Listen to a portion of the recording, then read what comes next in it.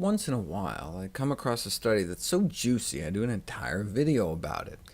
It's like my which fruit fights cancer better video, or the best cooking method one, or that one comparing thousands of foods. Well, this is one such study. A group of researchers at U of F, Gainesville, and Penn State set up an elegant experiment. We've known ounce per ounce that herbs and spices have some of the greatest antioxidant activities known, but that's in a test tube. Before we can ask if an herb or spice has health benefits, it's first necessary to determine whether it's bioavailable. This has never been done until now. They could have went the easy route and just measured the change in antioxidant level in one's bloodstream before and after consumption, but the assumption that the appearance of antioxidant activity in the blood is an indicator of bioavailability has a weakness. Maybe more gets absorbed than we think, but doesn't show up on antioxidant tests because it gets bound up to protein or cells, so they attempted to measure physiological changes in the blood. They were interested in whether absorbed compounds would be able to protect white blood cells from an oxidative or inflammatory injury, whether it would protect the strands of our DNA from breaking when confronted by free radicals.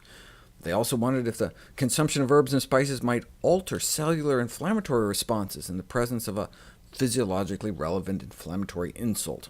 What does this all mean? Well, what they did was take a bunch of people and had each of them eat different types of spices for a week. There's so many really unique things about this study, but one was that the quantity that study subjects consumed was based on the usual levels of consumption in actual food. Like, the oregano group was given a half teaspoon a day, the kinds of practical quantities people might actually eat once in a while. Then at the end of the week, they drew blood from the dozen or so people they had adding black pepper to their diets that week, and compared the effects of their blood to the effects of the blood of the dozen on cayenne, or cinnamon, or cloves, or cumin. They had about 10 different groups of people eating about 10 different spices.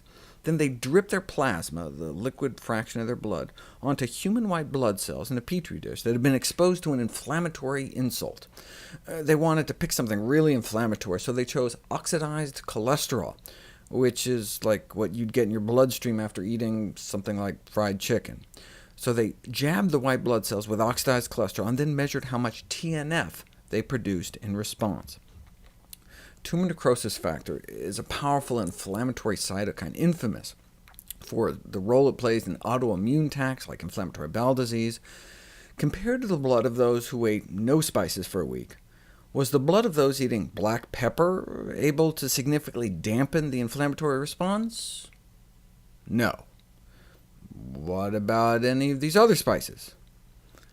Cloves, ginger, rosemary, and turmeric were able to significantly stifle the inflammatory response. And remember, they weren't dripping the spices themselves on these human white blood cells, but the blood of those who ate the spices. And so it represents what might happen when cells in our body are exposed to the levels of spices that circulate in our bloodstream after normal daily consumption. Not megadoses in some pill, just the amount that makes our spaghetti sauce taste good, or our pumpkin pie, or curry sauce. There are drugs that can do the same thing. Tumor necrosis factors are such major mediators of inflammation and inflammation-related diseases that there are these TNF-blocking drugs on the market for the treatment of inflammatory diseases like osteoarthritis, inflammatory bowel disease, psoriasis, ankylosing spondylitis, which rake in, collectively, more than $20 billion a year, because drug companies charge people $15,000 to $20,000 a year for the drug. At that price, the side effects better be hugs and rainbows, but no, these drugs carry a black label warning because they can cause things like cancer, heart failure. If only there were a cheaper, safer solution. Curcumin, the yellow pigment in turmeric, a spice that's a tad cheaper and safer. But does it work outside of a test tube? There's evidence that it may help in all the diseases for which TNF blockers are currently being used. And so with healthcare costs and safety being such major issues, this golden spice turmeric may help provide the solution.